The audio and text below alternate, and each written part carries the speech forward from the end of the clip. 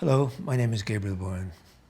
Please listen with me as we learn the story of the Great Famine, or the Great Hunger as it's sometimes known, or to those who survived those especially dark days of our history, on Drochail, the bad times.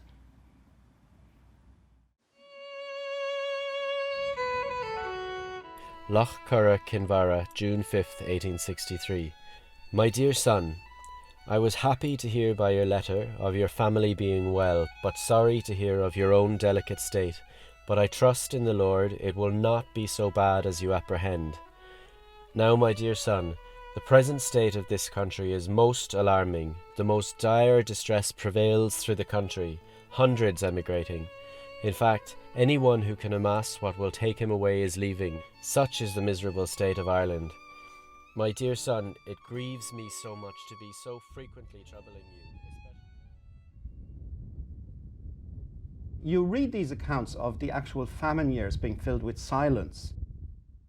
Malachy Horan wrote about it afterwards and said it wasn't even so much the hunger. It was the sheer openness. I mean, all those missing people, those lives either suddenly interrupted and lost or else abandoned by people who went somewhere else. And you have this sense of what one poet called the awful absence moping through the land. My grandmothers would say, you know, Mary, there's no ways that you could manage how bad it was, he said, because tomorrow you didn't know whether you were going to eat or not. To the dispensary and the grave over there? This is the one who stayed. What you know, Juan? I'm with my third cousin, Mary Morris, from San Leandro, California, who was born here in Kinvara on Lough Curragh, and my great-grandfather, Michael W. Morris, and her great-grandfather, help me, Mary. Yeah, it's great, but that's great. okay. What was his name, James? James, yes. James, were born in the same little house. Michael W. Morris left here in 1847 during the height of the famine, kissed his mother goodbye at that cottage. The likelihood is that he came to Philadelphia. He wasn't the only one to flee. No, not at all. There were many There Irish was from several this. from the village. What they would do is they would all get together and they would send one person at a time. You know what I mean? And then when that person went, they would ask them as soon as they could, they would send money to get another person. They left because they was basically starving. I remain, my dear son, your affectionate father, James Morris. P.S. I hope you will write soon, leaving all to yourself, as this is a bad summer. I hope that you will send me what you think fit yourself. The village you were reared in is now reduced to 7 houses. Francis Gallagher left Kinvara 15th of May.